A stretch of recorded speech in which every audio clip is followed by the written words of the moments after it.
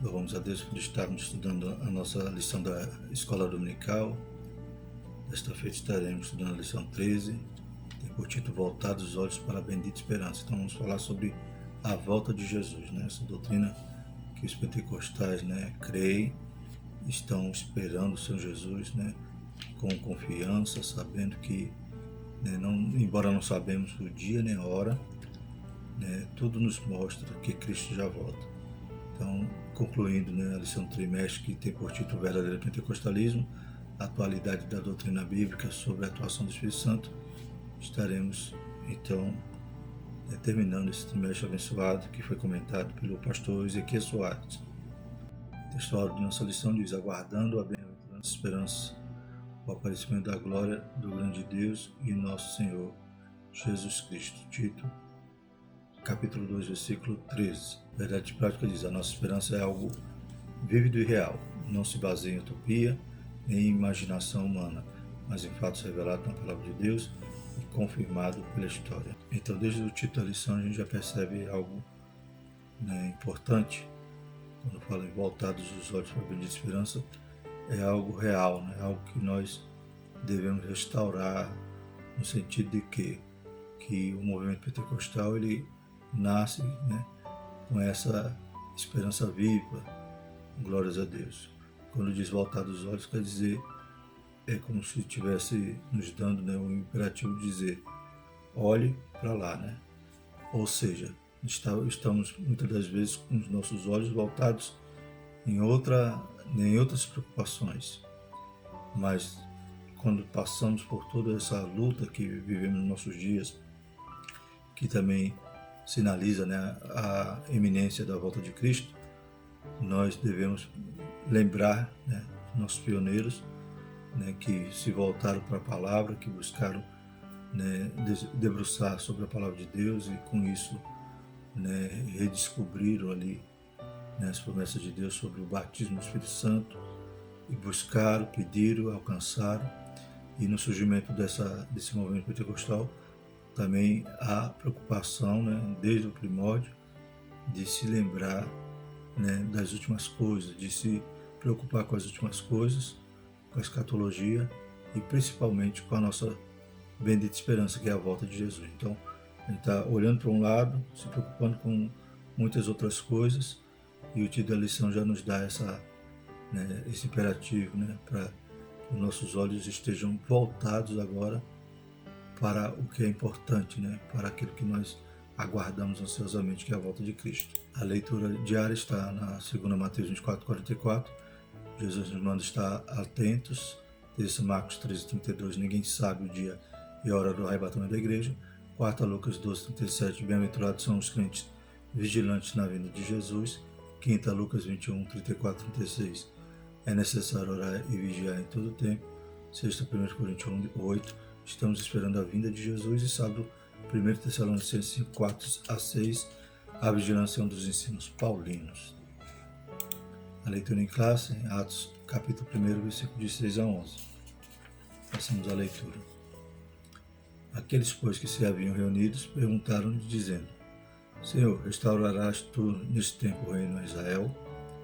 E disse: Não vos pertence saber os tempos ou as estações que o Pai estabeleceu pelo seu próprio poder, mas recebereis a virtude do Espírito Santo que há de vir sobre vós, e ser-me-eis testemunha, tanto em Jerusalém, como em toda a Judéia e Samaria, e até os confins da terra. E quando dizia isto, vendo eles, foi elevado à altura, e uma nuvem o recebeu, ocultando a seus olhos. E estando com os olhos fitos no céu enquanto ele subia, eis que junto dele se puseram 2 varões vestidos de branco, os quais lhe disseram: Varões galileus, por que estáis olhando para o céu? Este Jesus que entre vós foi recebido em cima no céu, há de vir assim como para o céu ouviste ir. Bendito é o nome do Senhor. O objetivo geral da nossa lição, como já falamos, é voltar os olhos para a bendita esperança. Então, em que estamos focando? Qual é o nosso alvo? Qual é a nossa preocupação? Qual é a nossa prioridade? Então, deixemos de nos preocupar, nos embaraçar com as coisas dessa terra e voltemos aos olhos para essa esperança, ou seja, para essa promessa maravilhosa de que Cristo breve virá. Glórias a Deus. O objetivo específico é afirmar que breve Jesus virá, destacar a necessidade da vigilância e estimular a viver com fidelidade.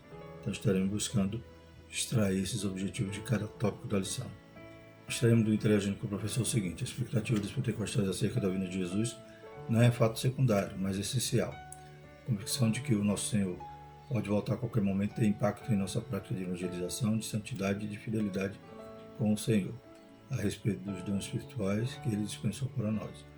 Então, como falamos, é um princípio que desde os primórdios, desde o início desse avivamento do movimento pentecostal, faz parte. Então, o slogan dos pioneiros é Cristo salva, Cristo cura, batismo com o Espírito Santo e breve voltará. Então, faz parte da nossa evangelização, essa expectativa, a bendita esperança que é a volta de Jesus.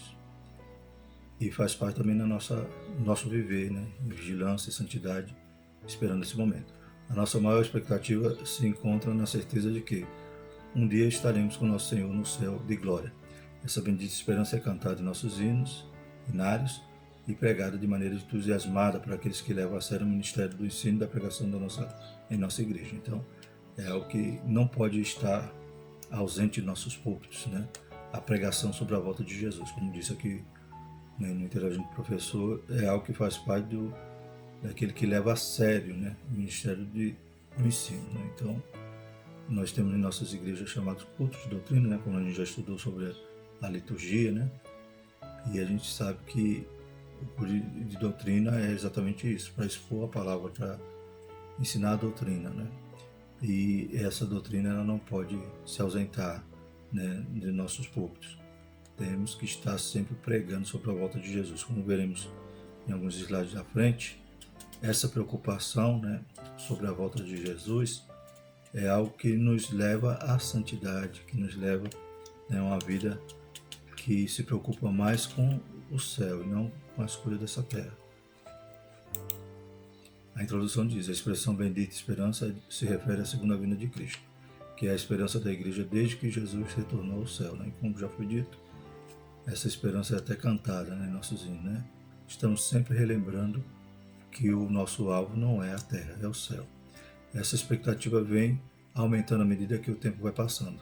A benedição pretende esclarecer quão breve será esse evento, para que cada um mantenha a vigilância e a fidelidade. Então, louvamos a Deus, porque é um momento também, como a Bíblia fala, será como o ladrão, ou seja, ninguém sabe nem a hora, nem o dia que vem.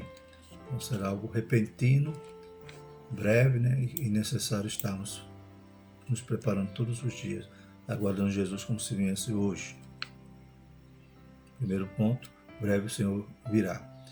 A vinda de Jesus é tão certa quanto a sucessão dos dias e das noites, e disso não temos a menor dúvida. Esse dia está próximo, os sinais que perceberão a vinda de Cristo já estão presentes. Então é algo que o Senhor prometeu, foi tudo, a Bíblia, ela inúmeras vezes o Senhor já instruía ali os discípulos sobre a sua vinda. Havia as promessas também no Antigo Testamento, e até no momento, como nós já lemos agora em Atos, quando Jesus está sendo assunto ao céu, os anjos também reforçam essa esperança, ou essa promessa de que o mesmo Jesus que estava indo, esse Jesus que dentre vós foi recebido em cima no céu, há de vir, assim como para o céu o viste ir. Glórias a Deus. Trouxe esse texto, irmão, esse adendo aqui à lição, para podemos analisar aqui como é tratado, qual é o pensamento sobre a vinda de Jesus durante toda a história, como os homens focavam, para onde estavam virados os olhos dos homens, se estavam realmente voltados para a bendita esperança ou não durante as diversas fases da igreja. Então, pensamento escatológico sobre a volta de Jesus.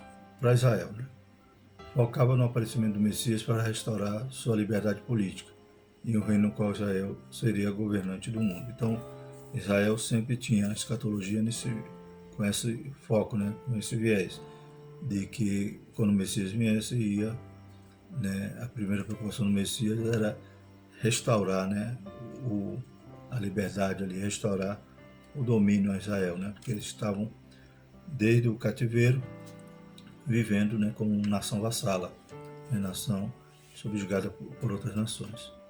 E a promessa do Messias, que sempre eles cultivaram, principalmente na época do cativeiro, era desse Messias que viesse libertá-los das nações e instaurar um reino como a palavra de Deus prometia, um reino que jamais ia passar, instaurar o reino, o trono de Davi. Então era isso que eles estavam aguardando. Israel tinha essa preocupação, material, física, então do reino político, como os próprios discípulos vão perguntar, no verso 6 do capítulo 1 de Atos, aquele pois que se haviam reunido perguntaram, dizendo, Senhor, restaurarás tu neste tempo o reino a Israel?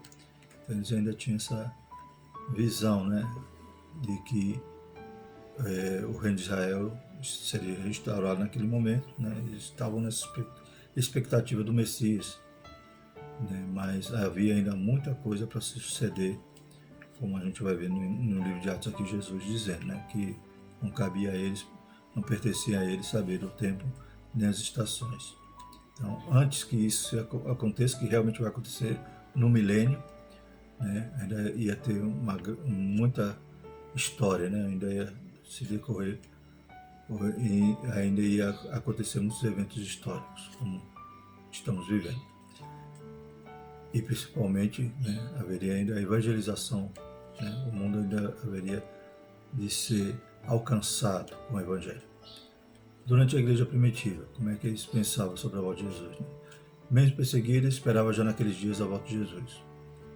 Então, eles viviam com tudo em comum, não se preocupavam com os bens materiais, porque eles aguardavam Jesus para aqueles dias. Então, a gente já percebe aí que quando a gente foca em Jesus, as demais coisas não tem tanta importância.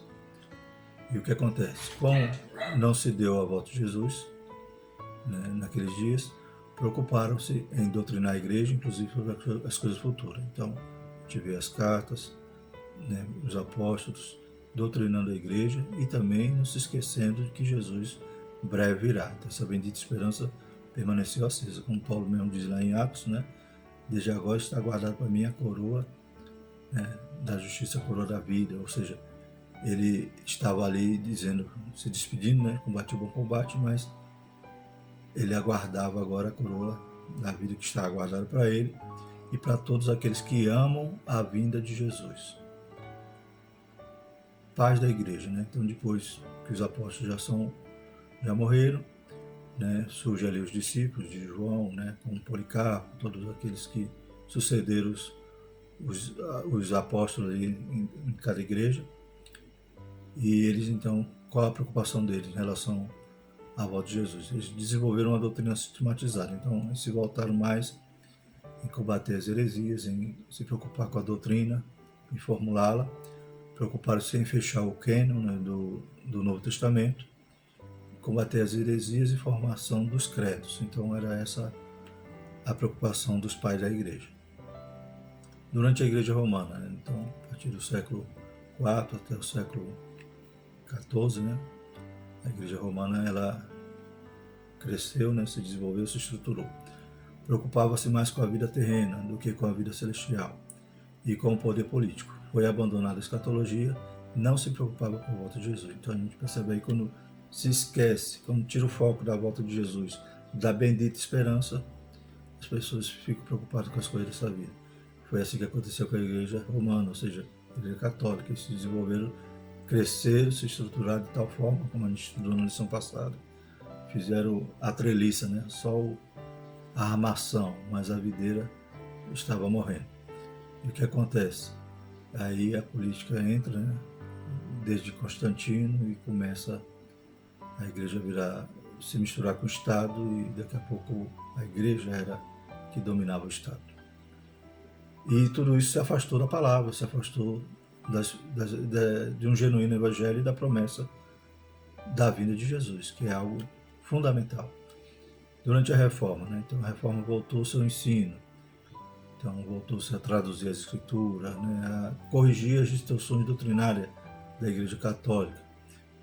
ênfase na salvação. Então aí vem os solas, né? Sola fé, só Jesus, né? Só as escrituras, só a graça. Então eles vieram para, né, corrigir, né? Para ensinar a verdade e para o máximo possível, né? Traduzir as escrituras para que pudesse chegar na mão do povo. E nesse sentido, né, a escatologia ela teve pouco desenvolvimento, ela ficou um pouco de lado, né, conforme, né, vemos na história, né, que o próprio Lutero não se apegava muito ao Apocalipse, né, não tinha muita preocupação sobre o Apocalipse. Durante os avivamentos, então depois da Reforma, durante os anos, o Senhor sempre estava avivando a obra, né, ouvindo ali a oração de Abacuque, que aviva a sua obra durante os anos. Então, durante os avivamentos, sempre preocupado em viver o genuíno evangelho, então tinha essa preocupação de voltar para a palavra e havia preocupação com a santidade à volta de Jesus. Então, todo avivamento ele vai, né, se apoiar, né, nessa diretriz de se voltarem à palavra, de estudarem a palavra, né, e de buscar santidade e tem a preocupação com a volta de Jesus. Então, ou seja, o foco sai da terra, né, das coisas materiais e se volta ao céu, mais uma vez. Isso aconteceu durante os avivamentos, durante a história, inclusive relacionado ao nosso avivamento que vivemos, né, fazemos parte, que é o avivamento pentecostal. E atualmente, infelizmente, como é que estamos? Cresce a apostasia, né, que é um dos sinais da volta de Jesus, é a apostasia, ou seja, as pessoas estão abandonando a fé, né, nações que eram símbolos ali, né, ou que foram expoentes, né, nos avivamentos ou na evangelização, na missão. Hoje, infelizmente, são nações que têm abandonado a fé, igrejas têm se fechado e no lugar dela, teatro, mesquitas. Então a gente percebe que o mundo, né, tem apostatado muito da fé. Na Europa, nos Estados Unidos, infelizmente no Brasil também tem chegado essa onda para cá. Surgem teologias que afastam o homem do genuíno evangelho, então, como a teologia da prosperidade, teologia liberal. Então as pessoas se voltam a essas teologias que estão, né, na contramão do genuíno evangelho. E isso faz com que as pessoas se preocupem mais com as coisas da terra, com os bens materiais, com a vida material, os prazeres, e o céu fica em segundo plano. Então é necessário, a gente percebe essa fase que vivemos hoje, essa pandemia, né, que possa ser como um despertamento para nós, né? É muito sofrimento, mas isso é um despertamento, porque é um sinal, da volta de Jesus. Nós não sabemos nem o dia nem a hora, mas podemos perceber, né, os sinais que Jesus não nos deixou, né, sem uma perspectiva, sem uma direção, né? Então ele nos deixou uma condição de podermos perceber que se aproxima a volta do Senhor Jesus. Primeiro subtópico da nossa lição, a vinda de Cristo. A segunda vinda de Cristo é uma verdade ensinada na Bíblia inteira, com abundância de detalhes nos evangelhos e nas epístolas. Todos os âmbitos do cristianismo concordam que Jesus um dia voltará, mas essa unanimidade não ocorre no tocante à maneira como isso vai acontecer. Então, todos os âmbitos sabem que Jesus voltará, não tem como fugir, está bem claro, né, a promessa, desde os profetas até o próprio ensino que Jesus, né, ele enfatizava a sua volta, e em Atos e toda a doutrina das epístolas vai demonstrar isso. Então não tem como não concordar. Então todos os ramos do cristianismo concordam com isso, só que cada um interpreta de uma forma, como será essa vinda. Há diversas interpretações sobre o tema que fogem ao escopo da presente lição. Inclui-se na expressão segunda vinda o arrebatamento da igreja, 1 Tessalonicenses 4,15, e a vinda de Jesus em glória, 2 Tessalonicenses 2,8. Então, não cabe, né, o tempo da lição para discutirmos todas as formas que os ramos do cristianismo interpretam sobre a vinda de Jesus. A gente vai batizar aqui no que nós cremos, né, e como nesse último parágrafo vai dizer que sobre a segunda vinda tem um fato importante que é o arrebatamento da igreja. 1 Tessalonicenses 4,15 diz: Dizemos-vos, pois isto, pela palavra do Senhor, que nós que ficarmos vivos para a vinda do Senhor, não precederemos os que dormem, né?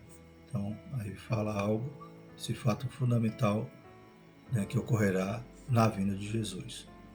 E em 2 Tessalonicenses 2,8, então será revelado o iníquo, a quem o Senhor deixará pela sua boca e declarará pelo esplendor da sua vinda. Então, outro fato também que estará, né, incluso na vinda de Jesus.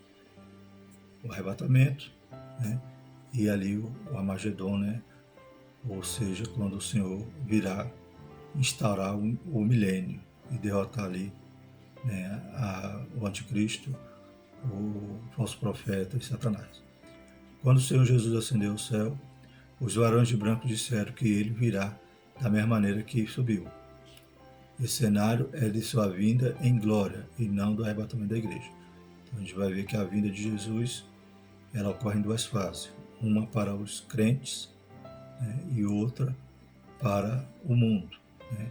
Então haverá um momento que ele virá secretamente, né, virá e nos encontrará. Esse momento é o arrebatamento da igreja. E após a tribulação ele virá, então todo olho verá.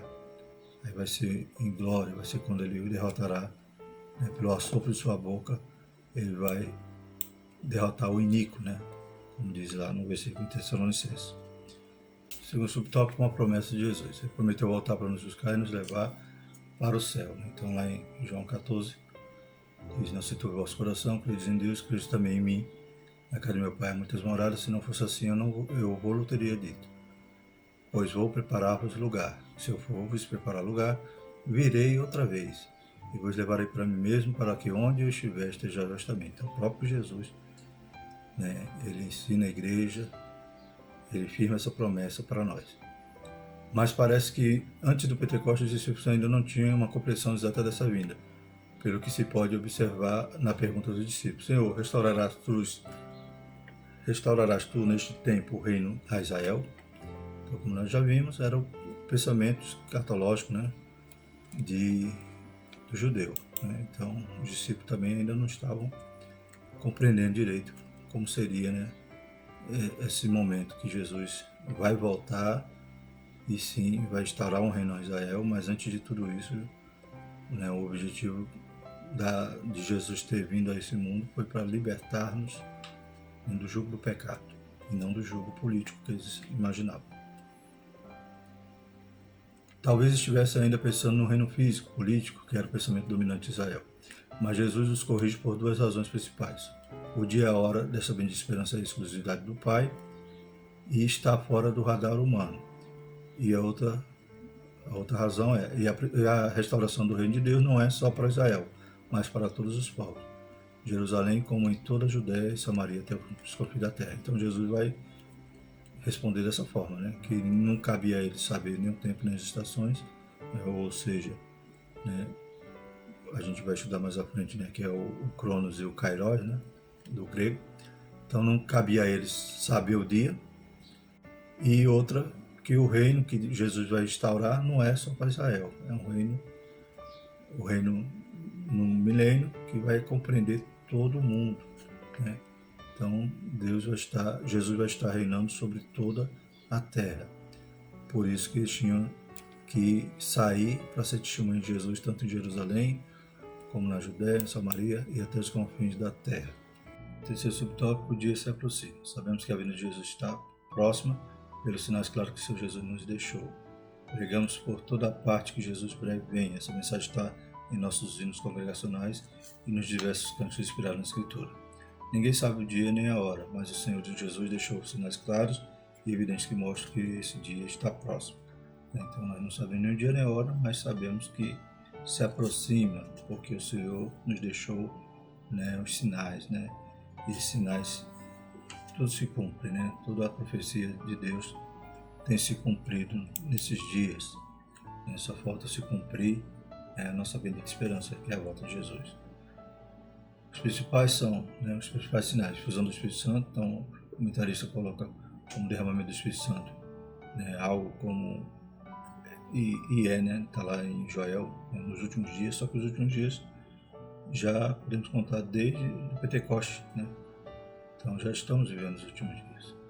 E que a partir do avivamento da Rua Azusa tem espalhado pelo mundo inteiro. Então, cada avivamento, né, nos voltamos mais à palavra. Infelizmente hoje, como já vimos, né, em relação ao pensamento escatológico atual, né, estamos recebendo, né, esse fermento, né, que vai fazer com que pensemos no Evangelho só, né, buscando as coisas dessa vida. Ou seja, a Bíblia diz: aqueles que esperam Jesus apenas nesta vida são os mais miseráveis dos homens. Infelizmente é assim que muitos estão perdendo foco, né, e se preocupando mais com as coisas, com os tesouros da terra, se esquecendo do tesouro do céu.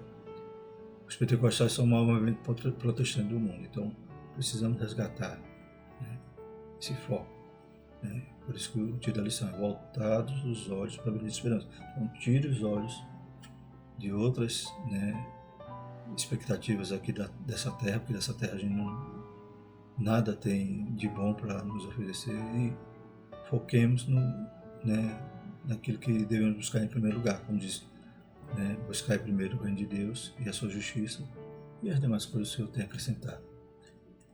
Outro sinal evidente é a fundação do Estado de Israel, né, que desde 1948 ostenta sua bandeira tremulando na sede das Nações Unidas como Estado soberano, né. Então é uma promessa também, era uma das profecias, está lá, profecia lá em Ezequiel, né, aquela profecia do Vale dos Ossos Secos, e essa restauração do Estado, né, já foi cumprida. Falta a restauração espiritual de Israel, que se dará, né, no momento que o Senhor voltar e salvar ali os remanescentes de Israel. E disse-lhe uma parábola: olhai para a figueira e para todas as árvores, quando já começam a brotar. Vós sabeis que, por vós mesmos, vendo-a, pelo perto está já o verão. Assim também vós, quando vires acontecer essas coisas, saber que o reino de Deus está perto, né? Então, a figueira, simbolicamente, é Israel. E tudo que está acontecendo por lá, a gente já, né, já liga uma coisa na outra e já consegue ver nas entrelinhas, né, a importante mensagem que Jesus está voltando. Tópico 2. A necessidade de vigilância. A vigilância se faz necessária porque ninguém sabe o dia da vinda de Jesus. Entendemos como vigilância o ato ou efeito de vigiar, o estado de quem permanece alerta, de quem procede com precaução para não correr risco. Então, qual o risco que nós corremos? De ficarmos, né? Não vos embaraceis com os negócios dessa vida. Então, tomamos cuidado para não, né, perdermos essa oportunidade de fazer parte da primeira ressurreição, de fazer parte do arrebatamento da igreja. Primeiro subtópico, exortação à vigilância. O Senhor Jesus nos exorta com muita ênfase sobre a necessidade da vigilância. Vigiai, pois, porque não sabeis a que hora há de vir o vosso Senhor. Então, é necessário vigiarmos. E o que é vigiarmos, né? Estarmos alerta, ou seja, preocupado com a nossa salvação, preocupado, né, com as nossas vestes. Filhinhos, não pequeis, mas se pecar, como diz lá em João, né? Temos um advogado que é Jesus. Então, hoje nós podemos correr a esse advogado, podemos lavar nossas vestes no sangue do Cordeiro, podemos também purificar, né, todo o pecado através do sangue de Jesus. Então, temos, né, recursos para mantermos, né, com as vestes limpas e vigilantes, aguardando a bendita esperança. A razão disso é porque ninguém sabe quando vai acontecer a sua vinda. Lucas 21:36 vai dizer: vigiai, pois, em todo tempo, orando para que sejais havidos por dignos de evitar todas essas coisas, que hão de acontecer de estar em pé diante do Filho do Homem, né? Então, a gente vê aí também algo que nos dá uma alegria, né? De saber, se nós estivermos vigiando, seremos dignos de evitar todas essas coisas. Que coisas são essas? A tribulação que vai vir no mundo. Então, né, a nossa forma de crer, né, da soberania de Deus, a nossa linha teológica, é de que nós seremos arrebatados antes da tribulação. Esse versículo ele, reforça essa ideia. Se ficarmos vigilantes, seremos, né, achados dignos para evitarmos todas essas coisas que hão de acontecer. Olhai, vigiai e orai, porque não sabeis quando chegará o tempo. Marcos 13, 33, né? Essa era também a preocupação dos ensinos dos apóstolos, né? Então, 1 Tessalonicenses 5, 2 a 6, né? No 5, 2 a gente vê, porque vós mesmo sabeis muito bem que o dia do Senhor virá como um ladrão de noite. Então, os apóstolos também enfatizavam, vigiai, né? Pedro também, o Senhor não retarda a sua promessa, ainda que alguns se tenham por tardia, mas é longando para convosco, não querendo que alguns se percam, senão que todos venham a arrepender-se.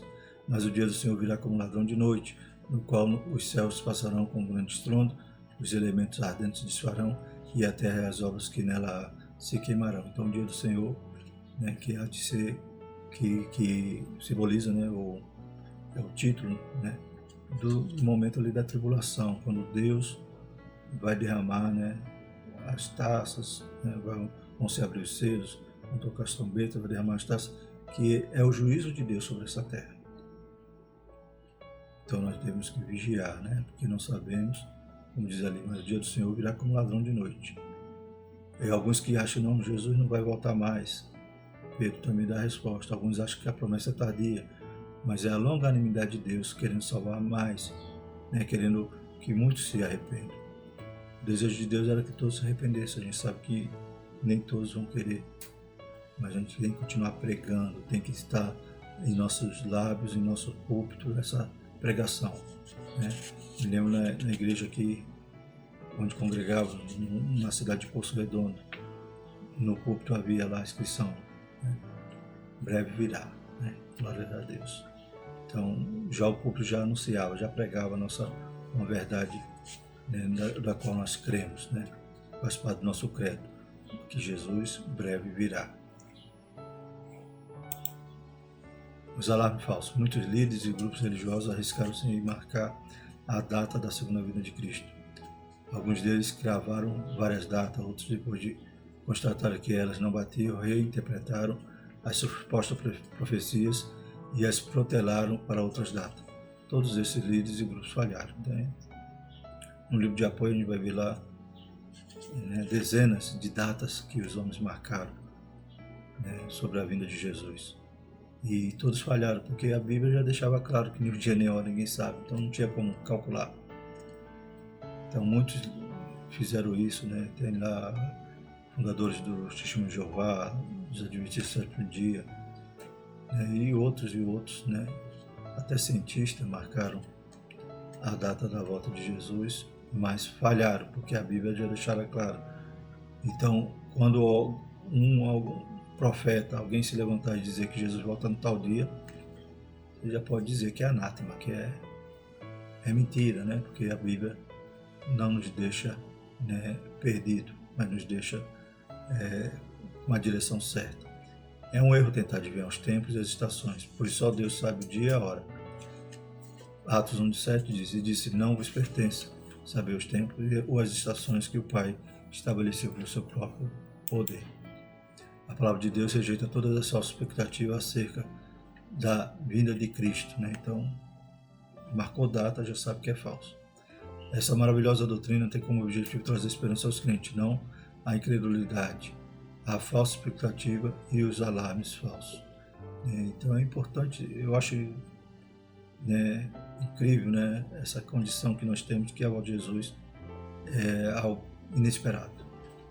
Porque se nós soubéssemos o dia e a data, a data certa da volta de Jesus, né, seríamos crentes, né, falhos, né, crentes relapsos, porque deixaríamos de ser fiéis e voltaríamos a Jesus só na véspera.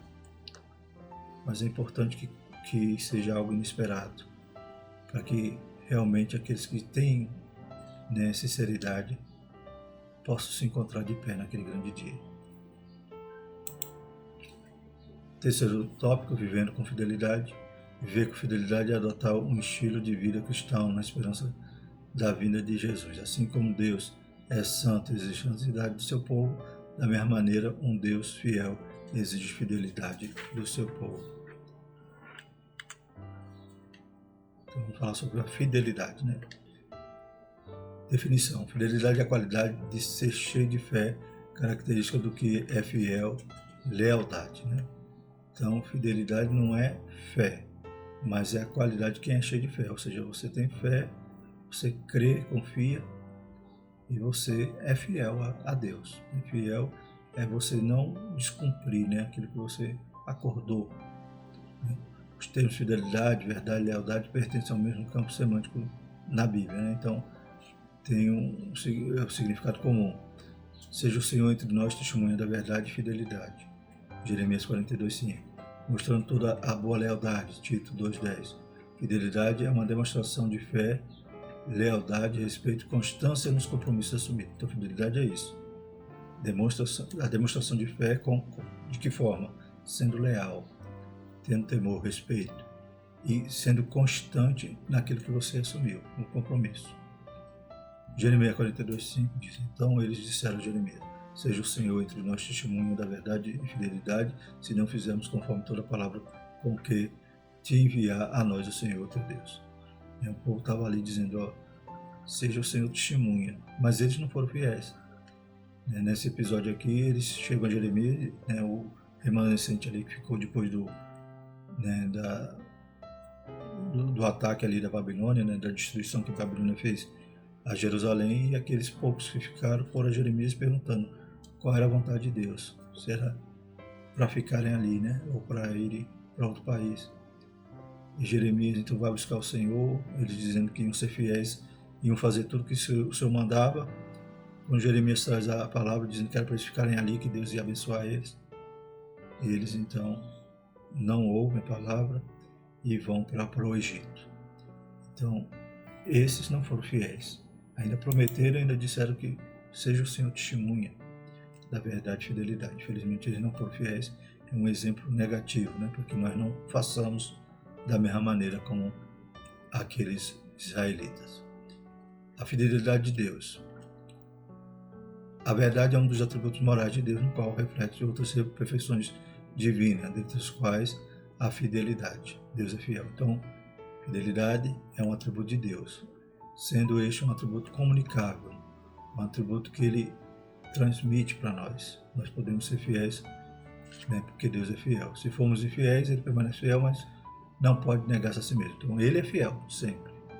E nós podemos também viver em fidelidade, como todos os atributos comunicáveis que Deus pode nos transmitir, santidade, amor, Então, nós temos condições de ser semelhança de Deus nesses aspectos, porque são atributos que Ele comunica aos homens.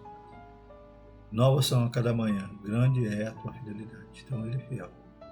Mesmo quando nós não somos, Ele permanece fiel. A fidelidade de Deus é grande e expressa uma absoluta confiança, cuja ideia é de firmeza. Ele é rocha, Ele é a nossa fortaleza. Assim como Ele cumpriu a promessa da vinda do Salvador do mundo, de igual modo, a segunda vinda de Cristo podemos considerar como um fato incontestável. Por isso, ser fiel, Ele é fiel para cumprir tudo aquilo que Ele prometeu. Então, não temos como duvidar. Agora, nós também temos que ser fiéis para sermos achados dignos de evitar todas as coisas que hão de vir sobre o mundo. Se hoje está ruim, imagine a tribulação. Os atributos morais de Deus são aqueles cujas ressonâncias e reflexos são vistas nas criaturas humanas. Então, Ele reflete em nós esse atributo da fidelidade. A fidelidade é uma das virtudes cristãs provenientes do Espírito na vida do crente. Lá em Gálatas 5:22, vou falar sobre o fruto do Espírito. E um dos gominhos do fruto é fidelidade. Em algumas traduções está traduzido por fé, mas as traduções mais novas vem corrigido, com o termo fidelidade. Essa verdade é ensinada em toda a Bíblia, de maneira direta, nos relatos históricos e proféticos, nas parábolas e ilustrações como importante virtude da vida cristã. Então é algo ensinado, que a Bíblia ela deixa bem claro que é uma característica que nós devemos ter. Lá em Mateus 25:21, o Senhor Jesus vai, em suas parábolas, vai firmar, a necessidade de sermos fiéis. Está dizendo o seguinte: e o seu Senhor lhe disse: bem está, servo bom e fiel, sobre o pouco foste fiel, sobre o muito te colocarei. Entra no gozo do teu Senhor. Por último, temos aí tempos e estações. Jesus responde à pergunta dos discípulos, ampliando o horizonte desse reino. Não vos pertence saber os tempos e estações. No versículo 7. Essa resposta foi dupla. Tempos, no grego, nessa passagem, é cronos. Significa um longo período. Haveria um espaço de tempo para a pregação do Evangelho entre a descida do Espírito Santo e a vinda de Cristo. Então, cronos, né? Tempos e estações. Tempos quer dizer cronos, ou melhor, vem do termo cronos no grego. E a gente lembra de cronologia, né? Então é o tempo cronológico, é o tempo contado. Então, o tempo, o dia, o mês e o ano não cabia aos discípulos saber, né? Quando seria. Haveria de ter um tempo, mas não era algo que cabia aos discípulos ali conhecerem, né? Não cabe a nenhum de nós. E também fala sobre estações. Nesse verso é kairos, que significa ocasião, se refere aos eventos críticos que devem acompanhar o estabelecimento do reino, né? Então tem traduções que vai dizer que é oportunidade, ocasião, né? E é sempre pregado, né? A gente ouve muitas pregações dizendo que kairos é o tempo de Deus. Por quê? Porque é um tempo indeterminado, ou seja, ninguém sabe. É algo que nós não temos como prever, né? É um tempo quando Deus, né, nos dará essa oportunidade de sermos arrebatados, uma ocasião. É o kairos, né? Tempos e estações são prerrogativos de Deus. Então Deus vai sabe o dia, o mês e o ano da sua vinda, da volta de Jesus. E a estação, né? A época, o tempo coincidente com o relógio de Deus, como, né, ouvimos muitos falar sobre o kairos de Deus, né?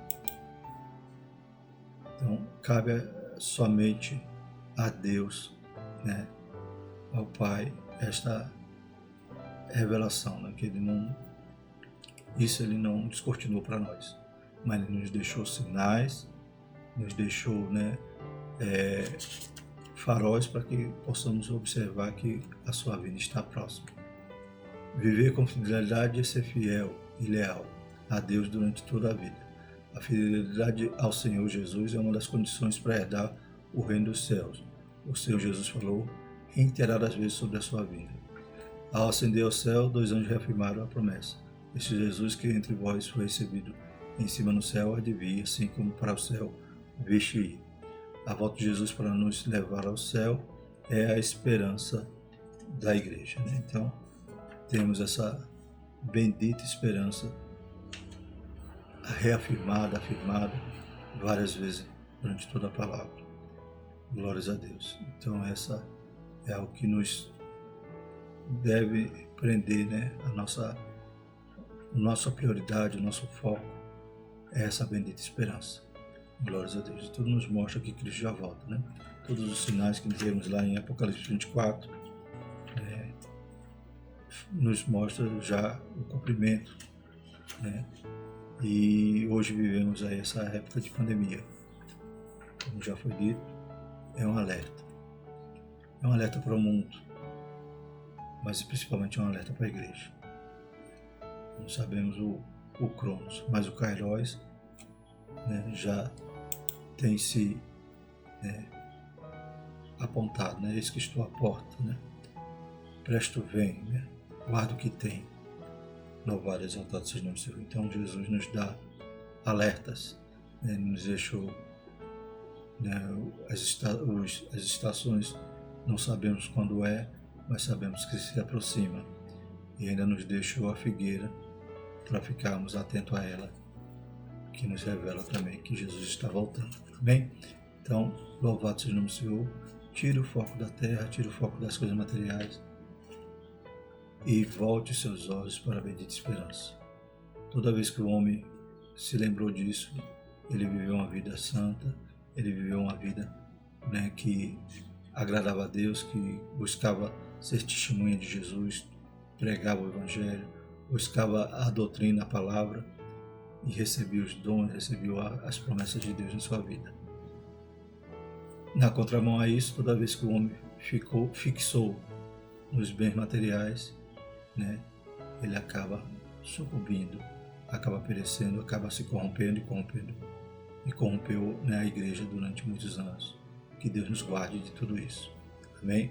Nos guarde do poder, né, temporal, dessa preocupação que muitas vezes a igreja tem no poder temporal na política, né, e acaba misturando tudo. Que nosso foco seja o céu, em nome de Jesus. Amém? Estaremos no próximo trimestre, né, já estudando. Então, no próximo domingo estaremos estudando a lição 1, e deu dons aos homens, né? Continuando a doutrina pentecostal, vamos estudar os dons espirituais e ministeriais, né? Servindo a Deus e aos homens com poder extraordinário. Que Deus nos ajude, nos guarde, nos livre desse mal que assola essa humanidade e que nos faça, né, voltar os nossos olhos para a esperança bendita da vinda do Senhor Jesus. Amém? Se firme na promessa, em nome de Jesus. Maravilhoso Deus, te louvamos, te agradecemos, pedindo a tua graça, a tua misericórdia, teus livramentos. Visita a tua igreja. Oh Deus, aleluias. Vai cortando todo o laço de morte, Senhor Jesus. Vai visitando os hospitais, vai visitando as UTI. Tem misericórdia, Pai. Perdoa, Pai, o pecado da nossa nação. Perdoa-nos, Pai, e nos ajuda. Dá um refrigério, nos ajuda, Pai. Desperta a tua igreja, para que ela possa estar aguardando a tua vinda, Pai, a qualquer momento. Em nome de Jesus nós te pedimos tudo isso, te agradecemos. Obrigado, Pai, por esse trimestre abençoado. Possamos continuar firme no propósito de aprender a sua santa palavra, em nome de Jesus. Amém. A graça do nosso Senhor Jesus Cristo, o amor de Deus e a consolação do Espírito Santo permaneça sobre nós, hoje e para sempre. Amém.